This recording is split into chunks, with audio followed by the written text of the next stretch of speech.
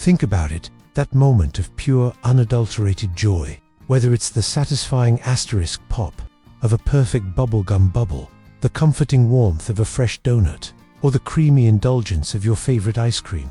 These aren't just snacks. They're threads in the fabric of American life, woven into our childhood memories, our morning routines, and our celebrations. But have you ever stopped to truly see them? To wonder about the incredible, almost fantastical journey these everyday delights undertake to reach your hands, your taste buds, your moment of bliss? Today, we're pulling back the curtain. We're inviting you on an exclusive, behind-the-scenes tour, a secret peek into the dazzling, high-tech worlds where your most beloved treats are born. Prepare to have your mind blown, your nostalgia ignited, and your appreciation for these seemingly simple pleasures transformed forever. Get ready to discover the sweet science, the hidden artistry, and the sheer scale of American ingenuity that puts pure joy in every bite. Let's be honest, who among us hasn't been captivated by the humble stick of bubblegum, that vibrant pink square, seemingly so simple, yet capable of transforming into a gloriously unstable, stretchy sphere, defying gravity before bursting in a satisfying asterisk pop that echoes our childhoods? Did you know the average American chews through an astonishing 300 pieces of bubblegum every single year? That's enough bubbles to float a small car. But while we've all chewed, stretched, and popped, have you ever really stopped to wonder, asterisk, how in the world is bubblegum actually made? Asterisk, how does raw material transform into that sticky, stretchy, and oh so popular treat that has been a beloved part of American culture for generations? Stick around, because the story is as chewy and colorful as the gum itself. Our tale begins not in a candy laboratory, but in the unlikely setting of an accounting office. Back in the roaring 1920s, meet Walter Deemer, an accountant at the Fleer Chewing Gum Company in Philadelphia. Walter wasn't a culinary wizard or a mad scientist. He was simply a numbers guy, tasked with a seemingly mundane problem: how to create a chewing gum that wouldn't stick to your teeth quite so much. Little did he know, he was on the precipice of an accidental invention that would revolutionize candy forever. In 1928, Deemer, tinkering in his spare time with various gum formulas, stumbled upon something extraordinary. He wasn't aiming for bubbles, he was aiming for less stickiness. But what he created was a gum that was incredibly stretchy, pliable, and crucially, easy to blow bubbles with. Unlike the existing chewing gum, which often had the consistency of, well, a piece of cardboard after a few chews, Deemer's concoction was revolutionary. The flavor, in those early days, wasn't an explosion of fruit or mint. It was more of a subtle, sugary delight. But the flavor wasn't the star. The bubbles, those glorious, improbable bubbles, were the real hook. Deemer's incredible creation wasn't initially christened bubblegum. In fact, it was simply labeled asterisk, double bubble. Asterisk, a name so playful, so catchy, it practically whispered, "Chew me, pop me." The name stuck, and the gum practically flew off the shelves. It was as if the entire world had been holding its breath, waiting for something that could not only freshen your breath, but also give you a perfectly legitimate reason to look absolutely ridiculous with a giant pink orb on your face. But here's where the story takes an even more interesting and wildly unexpected twist. In the early days, if you recall, bubblegum was almost exclusively pink. Not just any pink, mind you. This was a very specific, unique shade, and the reason, pure happenstance. Deemer was actually trying to formulate a clear gum. However, at that moment in his lab, he had no clear flavoring agents available. The only food-grade dye in his entire arsenal was a vibrant pink, so he used it. And asterisk voila, the most iconic bubblegum color was born. The world would never quite be the same, forever associating that cheerful, unmistakable hue with the joyous pop of bubblegum. Bubblegum's big breakthrough truly exploded in the 1930s and 1940s, providing a much-needed burst of simple joy during challenging times. By the time the 1950s rolled around, the art of bubble blowing had practically transformed into a competitive sport. Kids everywhere were flaunting their bubble-blowing prowess, turning schoolyards into arenas of bubbly competition. Every playground had its own unofficial bubblegum king or queen, crowned by the sheer gargantuan size of their bubbles, and, often, by the impressive splatters of sticky pink mess they left adorning their faces. But as with most good things, there were bumps along the road. Can you believe that bubblegum was actually banned in schools for a while? Why, you ask? Because children were becoming so unbelievably good at it, they were blowing bubbles bigger than their own heads. And, well, let's just say the teachers didn't exactly appreciate a classroom full of giant, shimmering, floating pink orbs. The horror. Imagine the anarchy. A room suddenly filled with escaping bubbles, bouncing off walls, sticking to textbooks, and, inevitably, getting hopelessly tangled in carefully coiffed hair. It was pure chaos, a delightful pink rebellion, yet, like any great invention, too fun to be suppressed. Bubblegum couldn't be held down by a little thing like school rules. It defied the bans and soared to become an undeniable pop culture icon. In the 1970s and 1980s, bubblegum was everywhere. From the infectious beats of bubblegum pop music to the rise of legendary brands like Hubba Bubba with its impossibly long strips and Big League Chew, packaged like chewing tobacco. But purely for fun, bubblegum further cemented its place in the hearts and jaws of people across America. The golden age of bubblegum might have shifted, but the memories endure, and those memories are undeniably sweet. So, how is this enduring symbol of fun actually crafted in a factory? The production of bubblegum is a truly fascinating blend of chemistry, engineering, and, dare we say, a little bit of magic. It's a meticulously precise journey that transforms raw, unappealing materials into the chewy, stretchy treat we know and love. From the moment ingredients are gathered to the final ready-to-pop piece, every step is highly detailed and exact. Let's dive deeper into each stage of this sticky, wonderful process. Our foundation is the gum base. In the earliest days of bubblegum, this base was derived from natural latex, tapped from rubber trees. While natural latex offered a distinct texture and chewiness, the industry has largely been revolutionized by the rise of synthetic gum bases. These modern bases are incredibly engineered, designed to achieve that perfect balance of chewiness, elasticity, and, crucially, bubble-blowing power. They are the unsung heroes of every great bubble. Next comes the sweetener.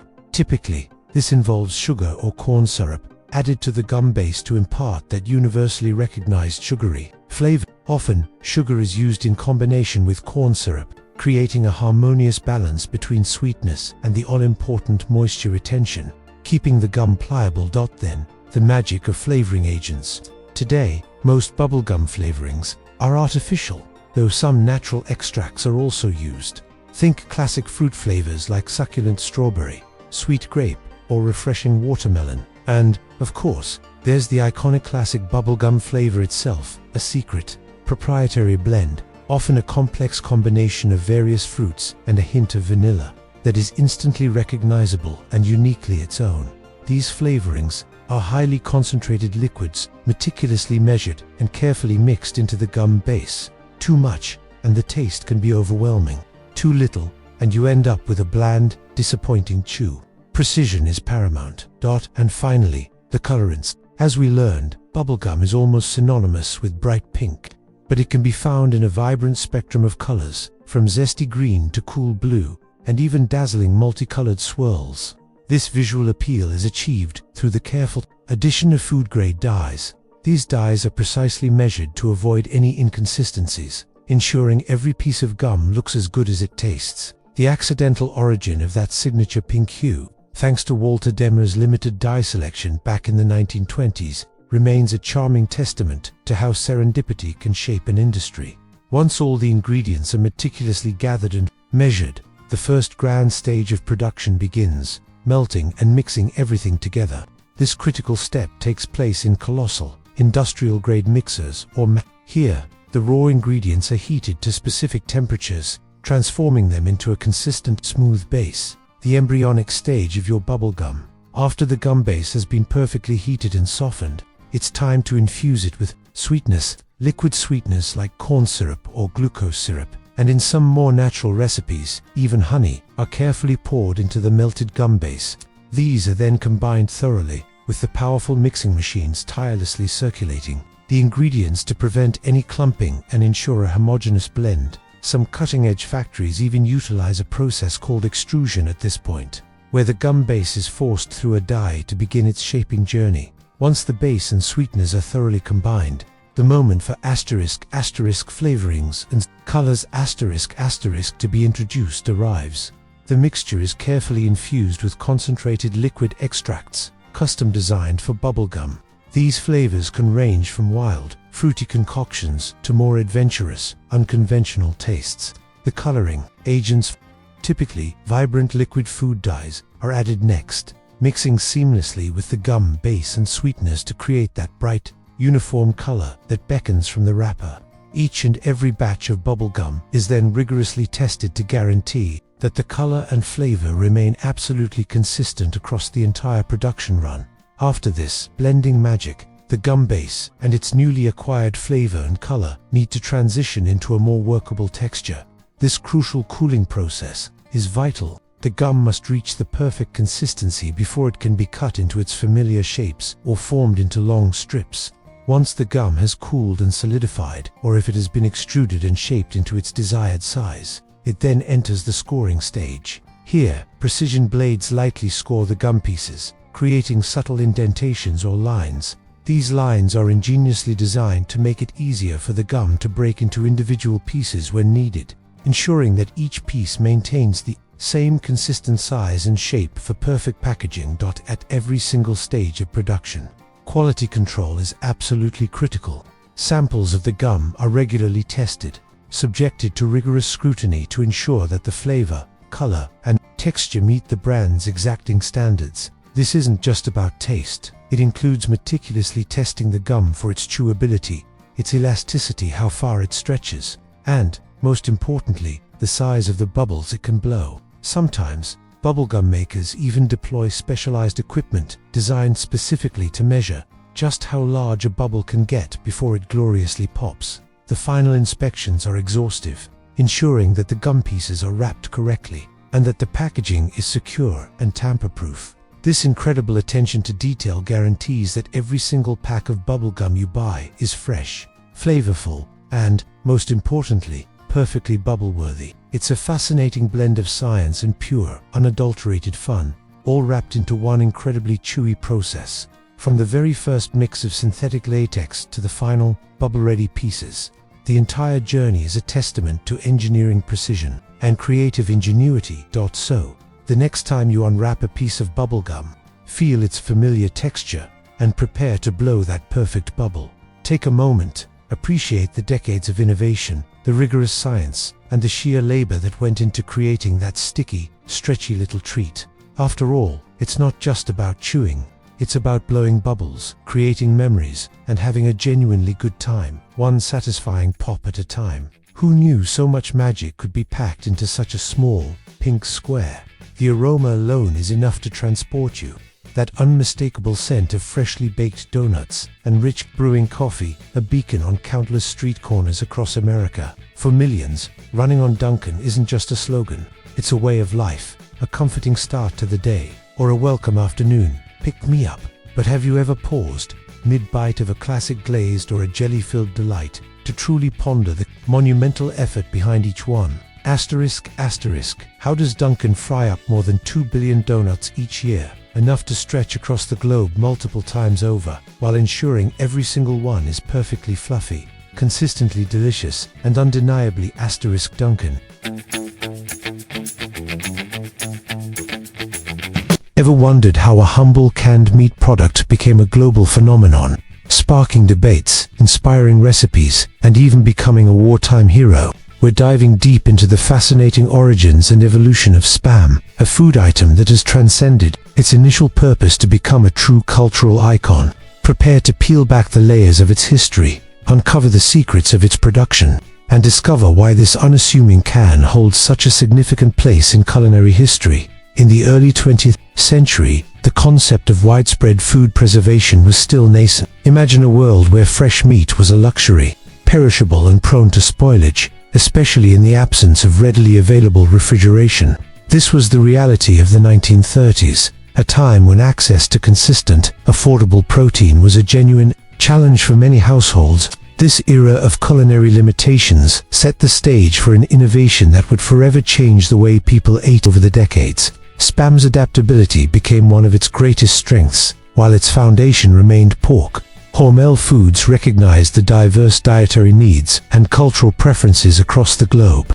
This led to the fascinating expansion of the Spam family, with variations made from chicken, turkey, and beef emerging to cater to different tastes and requirements. In regions with significant Muslim populations, where pork consumption is restricted, beef-based Spam was developed, demonstrating Hormel's commitment to global inclusivity. The underlying philosophy behind every Spam variant remains consistent: to utilize every usable part of the animal, minimizing waste and maximizing efficiency. This commitment to sustainable practices is evident in their sourcing, with beef trimmings for the beef-based varieties meticulously obtained from large meat processing plants that adhere to the strictest quality and hygiene standards. The art and science of Spam production. Witnessing the modern production of Spam is a testament to the seamless integration of traditional craftsmanship and cutting-edge technology. The journey begins with the careful grinding of the meat, transforming it into a perfectly consistent texture. This is a critical step, as the uniformity of the grind directly impacts the final product's mouthfeel and appearance. Once the meat achieves its ideal consistency, it moves to the mixing stage. Here, in vast, gleaming containers, the ground meat is meticulously blended with a precise combination of water, salt, sugar, and other key ingredients. This is where the magic truly happens, as the individual components meld to create Spam's distinctive flavor profile. Workers carefully scoop batch after batch, ensuring that each large mixing container receives the exact proportions, guaranteeing consistency across every production run. One of the most vital components in this intricate blend is sodium nitrite. Far from being a mere additive, sodium nitrite plays a dual role. It acts as a powerful preservative, preventing the proliferation of harmful bacteria, and it's also responsible for SPAM's characteristic pinkish color. This seemingly small detail is crucial to the product's identity, making it instantly recognizable to consumers worldwide. For certain Spam variations designed to offer a slightly different taste or texture, small, carefully controlled amounts of pork or chicken might be artfully blended in at this stage. Regardless of the specific variation, every brand adheres to incredibly strict recipes, ensuring that every single can of Spam tastes precisely the same, whether it's produced in Minnesota or a factory halfway across the globe. This unwavering commitment to consistency is a cornerstone of the brand's success. The ultimate goal during this mixing and blending process is to achieve a smooth, uniform texture for the canned Spam. The mixture isn't quite liquid, but it's soft and pliable, enough to be efficiently pumped through the sophisticated machinery that guides it to the next stage of its journey. This seemingly minor detail is incredibly important in the realm of processed meats. Air pockets, if trapped within the mixture, can wreak havoc on the final product. Excessive air can lead to an uneven, less firm, and less smooth texture, compromising the quality and appeal of the Spam. Therefore, the processing is meticulously controlled to minimize air incorporation, ensuring a consistently dense and appealing product. Finally, after the meticulous mixing, sealing, and cooking processes are complete, the iconic cans of Spam are ready to be shipped, embarking on their journey to kitchens and tables around the world. From its humble beginnings as a solution to food preservation challenges, Spam has evolved into a beloved staple, celebrated for its versatility, convenience, and enduring flavor. Unwrapping the magic. The journey of your Christmas tree. What's the first thing that springs to mind when you envision Christmas? For many, it's the crisp, glistening snow, or perhaps the enchanting sparkle of a glittery Christmas tree. We've all marveled at their beauty, perhaps even wondered if they magically spring into existence overnight. While there's certainly magic in the holiday season, the journey of your perfect Christmas tree from seedling to living room centerpiece is a story of dedication, hard work, and remarkable natural growth. Join us as we unravel the intricate process behind bringing this festive symbol into millions of homes worldwide. Every beautiful object that graces our world, from towering mountains to the smallest snowflake, has a beginning, a journey, and, often, an intense story behind its creation. The journey begins with tiny seedlings, typically around 10 to 14 inches tall, already possessing a sturdy root system poised for adaptation to new soil. These young trees are then meticulously planted, often in carefully selected fields, where they will spend years maturing, For these trees to achieve their vibrant green color and dense, luscious foliage, fertilizers are indispensable. Depending on the specific tree species and the unique soil conditions of the farm, farmers apply these vital nutrients in various forms, from granular spreads to slow-release pellets, ensuring a steady supply of nourishment. For centuries, evergreen trees have held profound symbolic meaning, representing resilience, eternal life, and renewal. Their remarkable ability to remain vibrant and green even amidst the harshest, freezing temperatures of winter made them powerful beacons of hope during the darkest days. This inherent symbolism naturally solidified their role as the quintessential choice for Christmas celebrations, embodying the enduring spirit of the season. In the peak holiday season, particularly with the surge of demand following Black Friday sales, farmers face immense pressure to deliver these evergreens on time. To cope with this high demand and ensure timely delivery, there's an increasing reliance on automated machines throughout the entire process, from planting to harvesting and packaging. Upon reaching factories or distribution centers, the harvested trees undergo a final stage of preparation. They are often sanitized and washed to ensure hygiene, preparing them for packaging. The stem or trunk is often meticulously trimmed to a smooth, rounded finish. This seemingly small detail is incredibly important for sale, ensuring safety, ease of handling, and better functionality when placed in a tree stand. Modern Christmas tree stands are designed with clamps or screws that grip the base of the trunk, and a smooth, even trunk ensures the tree sits securely upright. The choice of Christmas tree species is also influenced by climate. Frost-resistant species like Fraser fir and Norway spruce thrive in northern regions, while heat-tolerant varieties, such as Arizona cypress, are well suited for warmer climates, demonstrating the global reach and adaptability of Christmas tree cultivation. It's true that some families and commercial establishments still opt for artificial Christmas trees. These offer convenience, ease of handling, and reusability. The needles of artificial trees, the heart of their realistic appearance, are typically made from PVC plastic, with each material offering unique characteristics. Thin sheets of green PVC plastic are shredded into fine strips to ingeniously resemble natural needles. For pre-lit trees, the intricate wiring and lights are meticulously integrated beforehand, making them ready to display right out of the box. The journey of the Christmas tree, whether natural or artificial, is a testament to human ingenuity and dedication, all culminating in that undeniable festive cheer.